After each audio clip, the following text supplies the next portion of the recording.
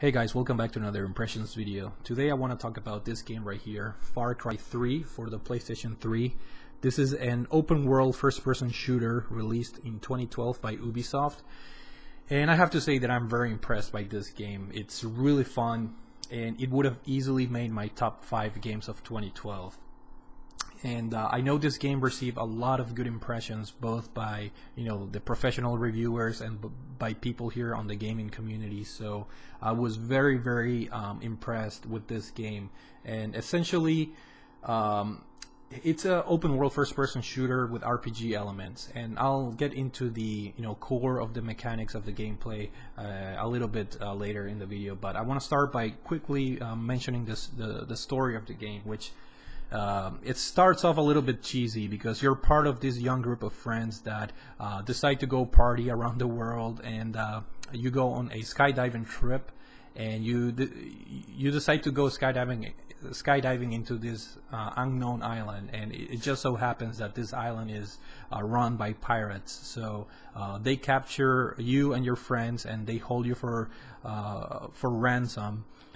But you manage to escape at the beginning of the game. You manage to escape from the pirates, and you run into the local people that live in that island, which is a very small group that it's trying to get the island back. They call themselves the Rakyat, the rebels. So they're really trying to get the island back to its peaceful ways of the past, and they truly believe that you're some kind of chosen warrior because you managed to escape from the camp of the pirates. So it's really interesting how there's a very unique character development in this game, because you start as this very fearful, insecure person that all you want to do at the beginning of the game is rescue your friends and get the hell out of the island. But you're very fearful, and at the beginning you're using the locals to gather intel and to get weapons. So you're basically using them for your own benefit. But as the game progresses, you start to learn about their cause. You start to becoming one with them, and by the end of the game, you really feel like you're part of the local people, and you want to support them and you want to help them out, free the island of the pirates.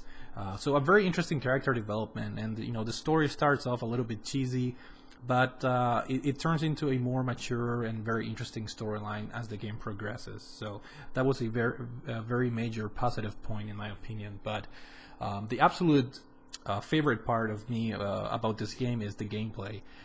This truly is an RPG more than well, it is a first-person shooter at its core, but it has RPG elements in the sense that you have experience points, or you get experience points by completing missions or submissions, or by just killing enemies. By if you get a headshot, if you get a stealth kill, you get more points and stuff like that.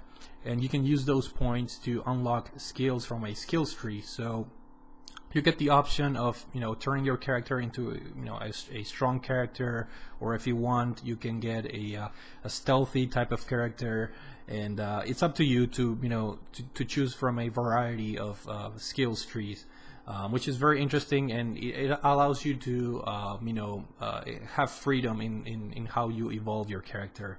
Also, there's a crafting element in this game. If you go hunting on the game, you can you can just go about anywhere in the island, which is really fun, and you can hunt animals, and you use their skins to craft bigger pouches, so you can carry more money, you can carry more ammo, more explosives and stuff like that. And it's really fun. Hunting in this game is really fun, especially there's such a big variety of animals on the island, and just about each one of them gives you some kind of unique upgrade, if you will.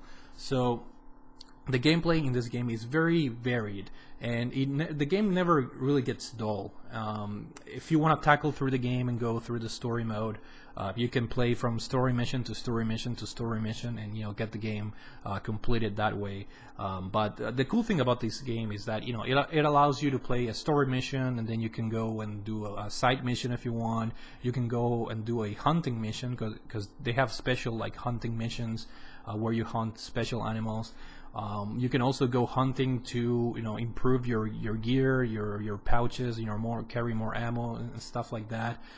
You can also do racing in the game. They have a racing league in the island. You can there's tons of collectibles in this game. There's treasures everywhere and collectibles that really allow you to explore the island in this game, which, by the way, looks beautiful. The game doesn't run really well in terms of frames per second. It dips below 30 most of the time, but as far as the graphics go, I think it's very impressive, and I just like the vivid and colorful colors, which contrast with the action.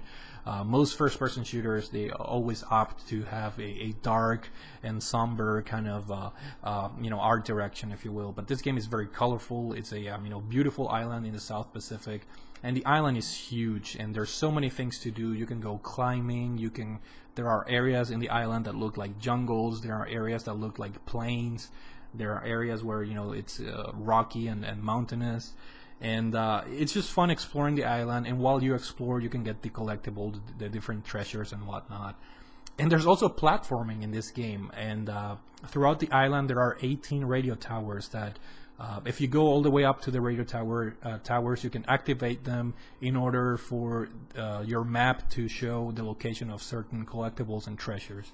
And it's really fun how you approach this, because once you reach a radio tower, you have to make your way up to the top of the radio tower, and these are platforming segments in which you have to stop and look at your environment and see how you can climb the radio towers. And me being a huge platformer fan, I had a ton of fun going up, going vertical on these towers, and each one is very different from one another, so you have to be careful on how you time your jumps, and it really gives you that feeling of heights when you're climbing these towers.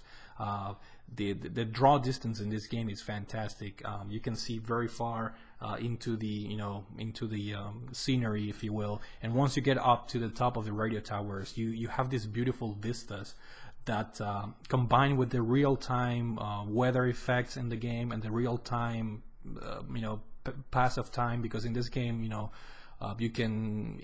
have night cycles, you have day cycles, you can see a sunset, you can see the sunrise, and it makes for a very, very beautiful game and very beautiful vistas when you're in a high point. So the game also facilitates your transportation on the island. There are vehicles pretty much everywhere. You can get on cars, on bikes, you can drive boats, you can hang glide. There's plenty of stuff to do in this game, so it never gets dull, it never gets boring. And the game takes about 20 hours. It took me, I think, 25, because I decided to go for the Platinum Trophy, because it's really easy. If you guys are into collecting trophies and whatnot, basically all you have to do is beat the game and then collect a certain amount of collectibles. You don't have to go for all of them. But it's really fun. It was a very, very enjoyable Platinum Trophy that also requires you to do co-op multiplayer, which I have to say, it's really, really fun. There are, I think, 6 missions that have its own separate story. And so the co-op mode can last easily 4 to 5 hours. So it's really fun. You play alongside with 3 other people. And like I said, the co-op has its own mission. But Far Cry 3, again, a very, very fun game, because it gives you a lot of freedom in how to approach and how you want to beat the game. And the game has good graphics, a very good soundtrack. The performance, like I said, it's not very good. There are some dips in the frame rate more often than not, but the characters are very likable. Like I said, it's a cheesy storyline at the beginning, but as you progress through the game, you obviously your goal is to rescue your friends. And but like I said, towards your character development allows you to actually change your cause a little bit. You really want to help the native people, the local people, and you really want to get rid of the pirates. And I have to say that this guy here, Voss, he is a very, very they do a very good job on making you hate this this villain in the game. I do have to say, I have to say that this guy really got on my nerves. So really good job on this guy here, on the bad guy.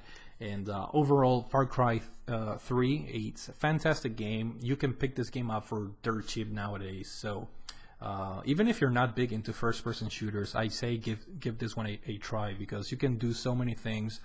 there's a little bit of everything. There is, you know, platforming, there's puzzle solving, there's RPG elements, there's hunting, there's racing, there's just about anything. It's just a grand and epic game, if you will. So I'm really looking forward into a possible, I'm assuming it's coming, Far Cry 4 for the, you know, PS4 and Xbox One. I think it's gonna look great and play great. So yeah, Far Cry 3, definitely recommend this game. 20 to 25 hours of fun, and hopefully you guys enjoyed the video. Let me know if you played this game before and if you enjoyed it. So thank you for watching, and I'll see you all later.